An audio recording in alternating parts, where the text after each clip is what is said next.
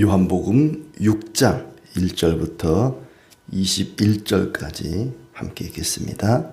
그 후에 예수께서 디베랴의 갈릴리 바다 건너편으로 가시매 큰 무리가 따르니 이는 병자들에게 행하시는 표적을 보았음이러라. 예수께서 산에 오르사 제자들과 함께 거기 앉으시니 마침 유대인의 명절인 유월절이 가까운지라. 예수께서 눈을 들어 큰 무리가 자기에게로 오는 것을 보시고 빌립에게 이르시되 우리가 어디서 떡을 사서 이 사람들을 먹이겠느냐 하시니, 이렇게 말씀하심은 친히 어떻게 하실지를 아시고 빌립을 시험하고자 하심이라. 빌립이 대답하되 각 사람으로 조금씩 받게 할지라도 200데나리온의 떡이 부족하리이다.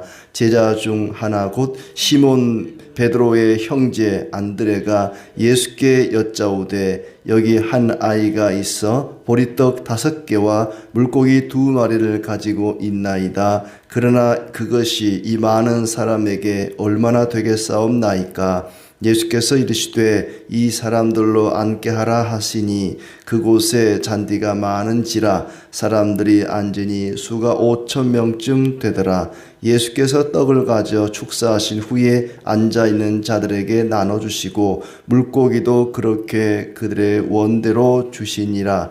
그들이 배부른 후에 예수께서 제자들에게 이르시되 남은 조각을 거두고 버리는 것이 없게 하라 하시므로 이에 거두니 보리떡 5개로 먹고 남은 조각이 12바구니에 찼더라. 그 사람들이 예수께서 행하신 이 표적을 보고 말하되 이는 참으로 세상에 오실 그 선지자라 하더라. 그러므로 예수께서 그들이 와서 자기를 억지로 붙들어 임금으로 삼으려는 줄 아시고 다시 혼자 산으로 떠나 가시니라. 저물매 제자들이 바다에 내려가서 배를 타고 바다를 건너 가버나움으로 가는데 이미 어두웠고 예수는 아직 그들에게 오시지 아니하셨더니 큰 바람이 불어 파도가 일어나더라. 제자들이 노를 저어 12어리쯤 가다가 예수께서 바다 위로 걸어 배에 가까이 오심을 보고 두려워하거늘 이르시되 내니 두려워하지 말라 하신대 이에 기뻐서 배로 영접하니 배는 곧 그들이 가려던 땅에 이르렀더라. 아멘. 오늘도 하나님께서 우리 가운데 함께 하시고 또 모든 것을 치료하시고 위로하시고 힘주시기를 축복합니다. 예수님께서 오병이어로 5,000명을 먹인 사건이 나오고 있습니다. 이 사건을 통해서 예수님이 생명의 떡이고 그 생명의 떡을 먹는 자마다 영생을 얻을 것을 가르쳐주고 있습니다. 1장에서는 그리스도께서 은혜와 진리가 충만하다 그랬는데 이제 뒤에 여러 가지 사건과 이야기를 통해서 예수님의 그 충만하신 은혜와 진리와 생명이 많은 사람들에게 나타나고 있다는 것을 볼 수 있습니다.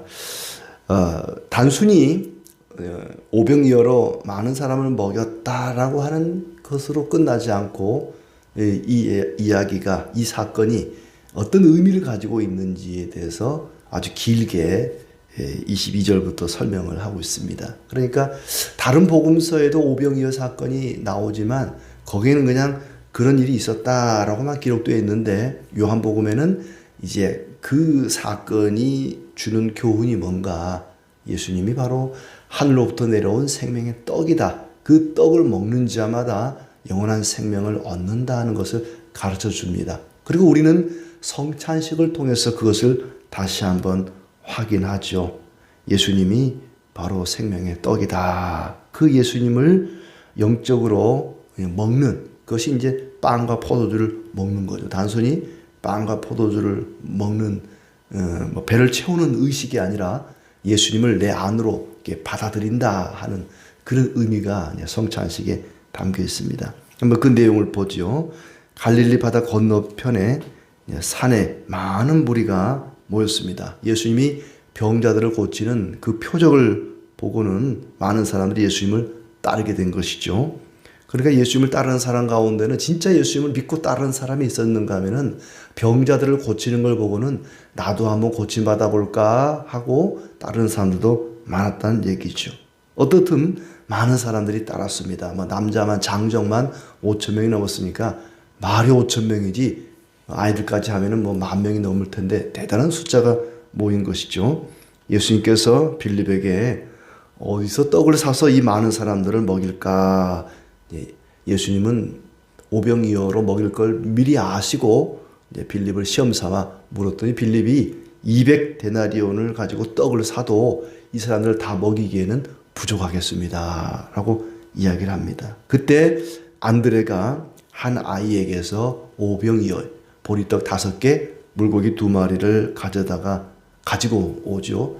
그러니까 보리떡 5개, 물고기 2마리는 최소한의 사람이 먹을 수 있는 간식거리, 어떤 사회적으로 굉장히 낮은 계급의 사람들이 먹는 그런 그 보리떡이라는 게 이게 예전에 제 기억에 보면은 보통 이제 빵이나 뭐 이런 거는 밀가루로 만드는데 밀가루조차 구하기 어려울 때는 보리를 탈고 갈 때 이 가루가 나오거든요. 그래서 첫 번째 나온 가루는 돼지를 주고 두 번째, 세 번째 나오는 좀 부드러운 가루를 받아다가 개떡을 쪄먹었던 기억이 나요. 그러니까 여기서 말하는 이 떡은 우리가 생각하는 이런 맛있는 꿀떡을 얘기하는 게 아니라 아주 그 까칠까칠한 그런 보리개떡. 너무 까칠해서 목에 넘어가기가 좀 부담스러우니까 물고기를 이제 생선을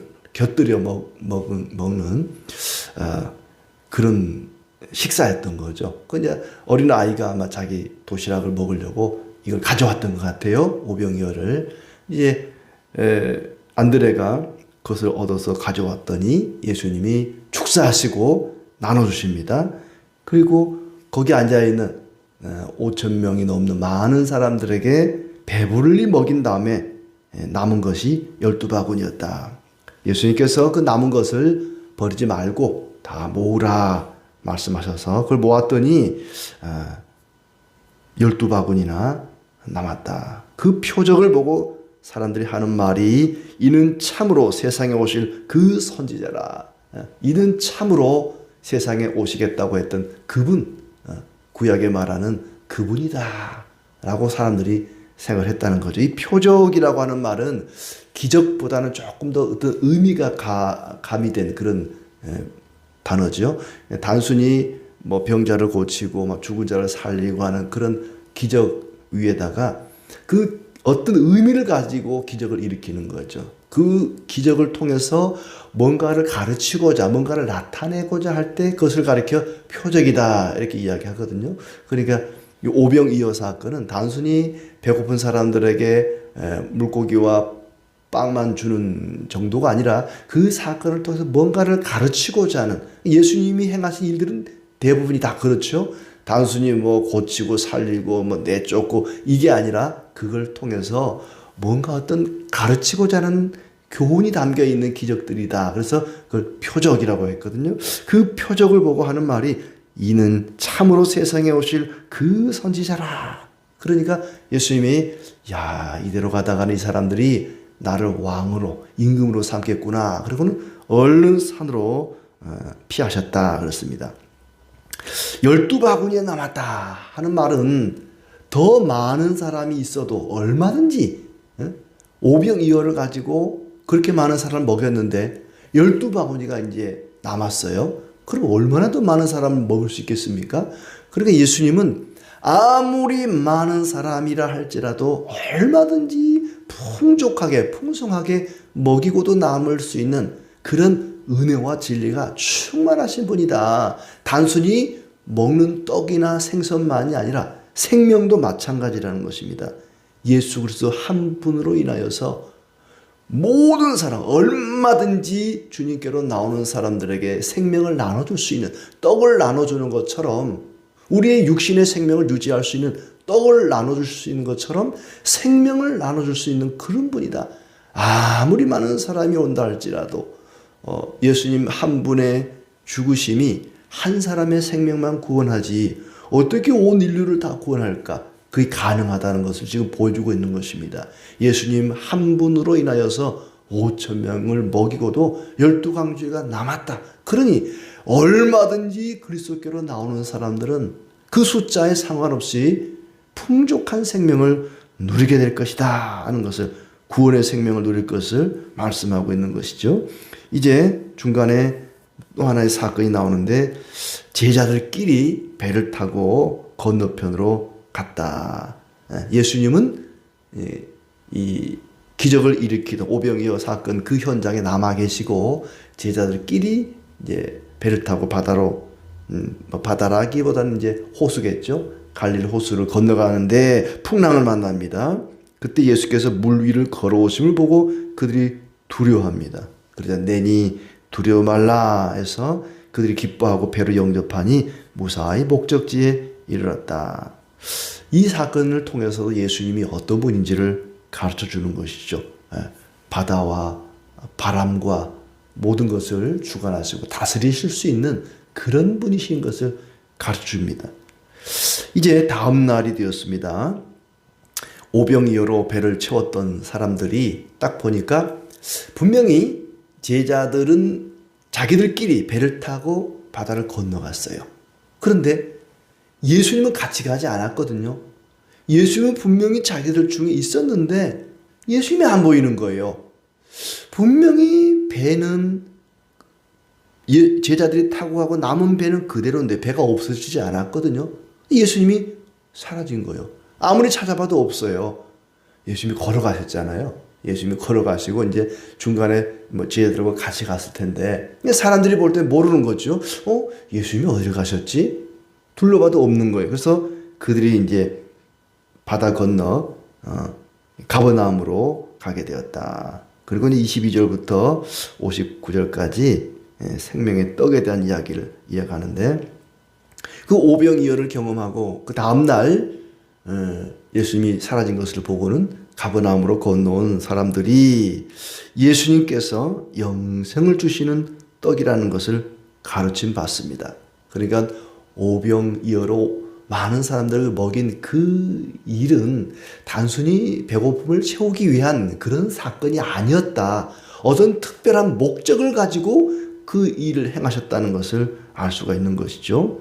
26절에 보시면은 예수께서 대답하여 이르시되 내가 진실로 진실로 너에게 이르노니 너희가 나를 찾는 것은 표적을 본 까닭이 아니요 떡을 먹고 배부른 까닭이로다. 너희가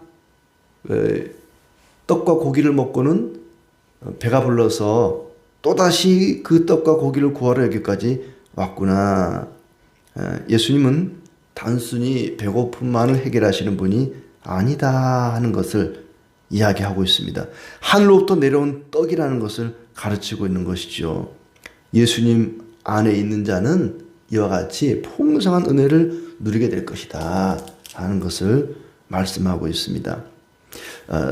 33절에 하나님의 떡은 하늘에서 내려 세상에 생명을 주는 것이니라.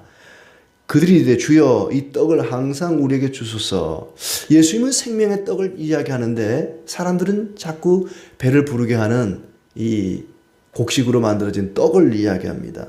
35절에 예수께서 이르시되 나는 생명의 떡이니 내게 오는 자는 결코 줄이지 아니할 터이요 나를 믿는 자는 영원히 목마르지 아니하리라.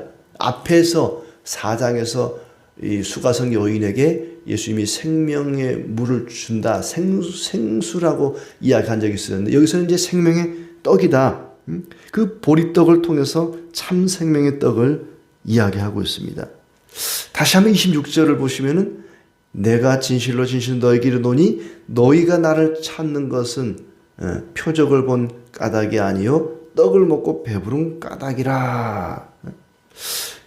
예수님으로 그들의 가슴이 충만해야 되는데 그들은 배가 충만해서 지금 예수님을 따른 것이다. 너희가 나를 알고 내가 누구인지를 알고 영원한 생명을 얻기 위해 나를 따르는 게 아니라 또다시 배를 채우는 그 떡을 얻기 위해서 나를 따르는구나. 그러면서 하시는 말씀이 썩을 양식을 위해 일하지 말고 영생하도록 있는 양식을 위해 일하라. 일하라는 말을 하고 있어요. 썩을 양식을 위해 일하지 말고 영생하도록 있는 양식을 위해 일하라. 그래서 그 일이 뭔가, 무엇을 하는 것이 그러면은 하나님의 일인가? 28절에 보니까 어떻게 하여 하나님의 일을 하오리까? 우리가 어떻게 하여 하나님의 일을 하오리까? 일을 하라 그랬더니 어떻게 하면 우리가 하나님의 일을 할까요? 라고 묻자 하나님을 보내신 자를 믿는 것이 하나님의 일이다 그럽니다. 무엇이 하나님의 일입니까? 어떻게 하는 것이 하나님의 일입니까? 라고 물었더니 나를 믿는 것, 하나님을 보내신 자를 믿는 것이 하나님의 일이다. 예수님을 믿는 것이 하나님의 일입니다. 너무나 단순하죠? 나는 하나님, 평생 하나님 일을 하고 싶은데 무슨 일을 하면 좋을까요? 제가 교회 청소를 할까요? 전도를 할까요? 무엇을 할까요? 무엇을 하는 것이 하나님의 일일까요? 예수 믿는 것이 하나님의 일이라는 것입니다. 너무나 단순합니다. 하지만 예수를 제대로 믿는 것은 쉽지 않습니다. 예수 믿는 거? 믿으면 되지. 나 예수 믿어요. 너무나 쉬운 것 같지만 예수님을 믿는 것은, 제대로 믿는 것은 그렇게 쉽지 않습니다. 우리는 하나님을 위해서 무엇을 할까 고민합니다. 그걸 헌신이라 그러죠. 그걸 신앙이라고 생각합니다. 교회 일을, 하나님의 일을 열심히 하면 그게 신앙생활이라고 이야기합니다. 그래서 헌금을 얼마를 많이 했느냐, 전도를 몇 명을 했느냐, 성경을 몇 번 읽었느냐, 교회에 어떤 봉사를 했느냐, 우리 할머니는 교회를 몇 개를 세웠습니다. 우리 할아버지는 선교사로 일을 했습니다. 무슨 일을 했느냐를 굉장히 중요하게 여깁니다. 그리고 그것을 하나님의 일이라고 말하는데 예수님께서는 그것이 하나님 일이라고 말하지 않습니다. 예수님 믿는 것이 하나님 일이라고 말합니다. 세상의 종교는 무엇을 믿느냐보다 무엇을 하느냐를 강조합니다. 뭔가 노력을 하고 공덕을 쌓고 좋은 일을 많이 하고 그래야 뭔가 죽어서라도 좋은 곳에 간다고 이야기를 하죠. 그러나 예수님께서는 믿음이 없이는 하나님을 기쁘시게 할 수 없다고 말합니다. 40절에 내 아버지의 뜻은 아들을 보고 믿는 자마다 영생을 얻는 이것이니 마지막 날에 내가 이를 다시 살리리라. 아들을 보고 믿는 자마다 영생을 얻게 하는 것이 내 아버지 하나님의 뜻이다. 예수님을 믿고 영생을 얻게 하는 것이 하나님의 뜻이다 그랬습니다. 그런데 그 믿음은 사람의 마음 먹기 달린 것이 아니라 하나님의 선물이라 그랬습니다. 44절에 나를 보내신 아버지께서 이끌지 아니하시면 아무도 내게 올 수 없으니 오는 그를 내가 마지막 날에 다시 살리리라. 누구도 아버지께서 이끌으시지 않으면 믿음을 가질 수 없습니다. 주님 앞에 나올 수가 없다는 얘기입니다. 하나님을 믿는, 그리스도를 믿는 것이 하나님의 일이고 그 믿음은 하나님의 선물입니다. 48절에 내가 곧 생명의 떡이니라. 또 51절에도 나는 하늘에서 내려온 살아있는 떡이니 사람이 떡을 먹으면 영생하리라. 내가 줄 떡은 곧 세상의 생명을 위한 내 살이니라 하면서 예수님을 마치 떡을 먹듯이 내 마음 중심에 모셔드리는 것, 그 믿음이죠. 그 믿음이, 믿는 것이 바로 하나님의 일이다. 예수님 자신이 생명을 주는 떡이다. 그러므로 사람들은 예수님 앞으로 나와야 되고 그분을 믿음으로 영접해야 됩니다. 지금 사람들은 예수님에게 육신을 배부르게 만드는 떡을 얻어먹으러 왔는데 너희가 왜 배를 불리는 그런 떡을 찾느냐? 그 떡이 아니라 썩을 양식을 위해 일하지 말고 영생하도록 있는 양식, 그걸 위해 일하라. 예수님을 믿으라는 겁니다. 마치 떡을 먹듯이, 배를 불리기 위해 떡을 먹듯이 예수님을 마음 중심에 모셔드리라는 얘기죠. 그러면서 자꾸 예수님은 하늘에서 내려온 분이라는 것을 반복해서 강조하고 있습니다. 58절에도 이것은 하늘에서 내려온 떡이니 조상들이 먹고도 죽은 그것과 같지 아니하여 이 떡을 먹는 자는 영원히 살리라. 그 떡은 바로 예수님을 가리키는 거죠. 자, 그랬더니 이제 사람들이 수군거려집니다. 60절에 여럿이 듣고 말하되 이 말씀은 어렵도다. 누가 들을 수 있느냐 하면서 서로 수군댑니다. 왜냐하면 우리는 떡을 얻어 먹으러 왔는데 자꾸 하늘나라 얘기하고 무슨 하늘에서 내려오는 건 얘기하고 그러니까 에이 뭐 떡 안 줄라나 보다. 어제 먹은 떡이 전부인가 보다. 그리고 사람들이 다 가버렸습니다. 그럼에도 불구하고 예수님을 따르고자 하는 12명이 남아 있었는데 그중 한 사람은 가룟 유다 예수님을 팔려고 하는 자였다. 그러나 예수님이 팔린 것은 어쩌다가 모르고 그냥 당한 게 아니라 이미 다 알고 계셨던 일이죠. 자, 지금도 예수님은 여전히 우리를 먹이시고 또 생명수를 주시고 우리에게 필요한 모든 것을 충만하게 채워주시는 은혜와 진리가 충만하신 분이십니다. 예수님은 단순히 육신의 양식만 주시는 것이 아니라 빵과 포도주를 먹듯이 그리스도를 믿음으로 우리 안에 충만히 거하십니다. 그렇게 예수님을 믿음으로 영접하고 우리의 심령을 그리스도로 충만하게 채우는 것, 그것이 바로 하나님의 일이다. 얼마나 큰 일을 했느냐보다, 얼마나 많은 일을 했느냐보다 예수님을 내 안에 모셔드리고 그리스도를 닮아가는 것이 하나님의 일입니다. 우리가 궁극적으로 달성해야 될 목표는 그리스도를 믿음으로 그리스도로 충만하게 우리의 심령을 채워가는 것이고, 교회 사명은 바로 예수 그리스도를 믿어 예수님을 닮게 하는 것이 교회 사명입니다. 오늘도 예수님으로 충만하고 은혜와 진리와 생명으로 충만하여서 그리스도를 닮아가는 우리의 삶이 되기를 진심으로 축복합니다.